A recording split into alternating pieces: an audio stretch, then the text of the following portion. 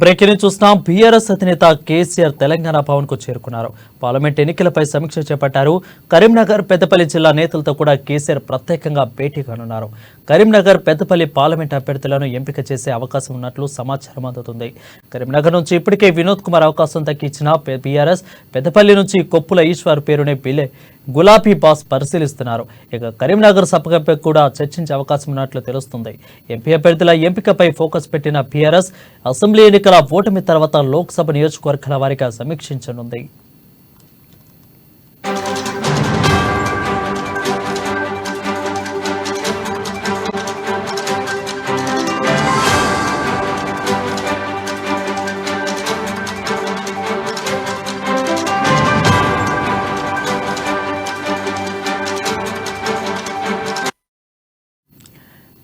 చూస్తున్నా. బీఆర్ఎస్ అధినేత కేసీఆర్ తెలంగాణ భవన్ కు చేరుకున్నారు. పార్లమెంట్ ఎన్నికలపై సమీక్ష చేపట్టారు. కరీంనగర్, పెద్దపల్లి జిల్లా నేతలతో కూడా కేసీఆర్ ప్రత్యేకంగా భేటీ అయ్యారు. కరీంనగర్, పెద్దపల్లి పార్లమెంట్ అభ్యర్థులను ఎంపిక చేసే అవకాశం ఉన్నట్లు తెలుస్తోంది.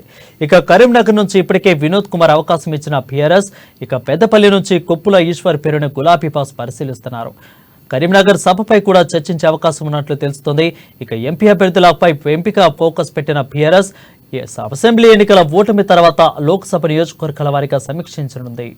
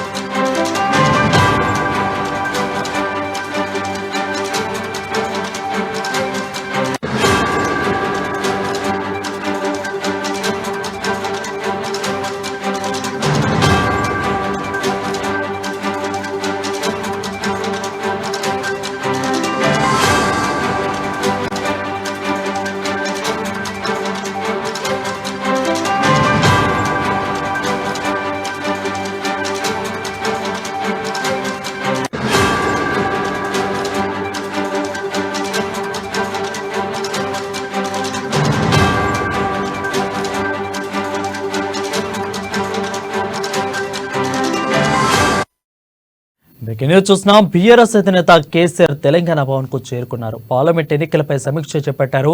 కరీంనగర్, పెద్దపల్లి జిల్లా నేతలతో కూడా కేసీఆర్ ప్రత్యేకంగా భేటీ కానున్నారు. దీనిపై మరింత సమాచారం మా ఇన్పుట్ ఎడిటర్ శ్రీనివాస్ అందిస్తారు. శ్రీనివాస్, చెప్పండి.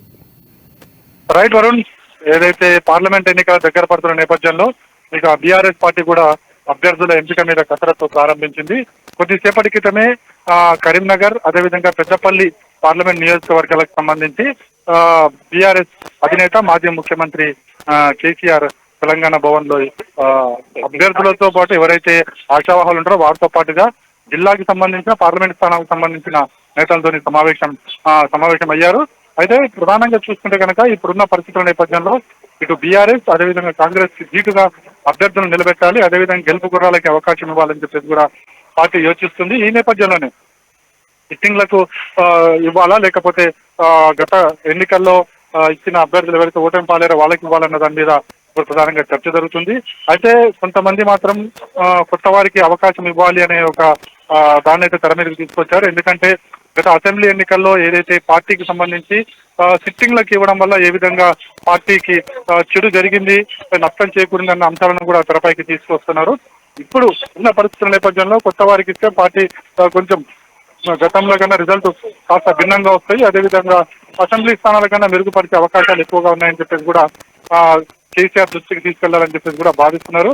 ఇప్పటికే కరీంనగర్, పెద్దపల్లికి సంబంధించిన అసెంబ్లీ నియోజకవర్గాల ఎమ్మెల్యేలు కావచ్చు, మాజీ ఎమ్మెల్యేలు కావచ్చు, అదేవిధంగా పార్టీ ముఖ్య నేతలందరూ కూడా చేరుకోవడం జరిగింది.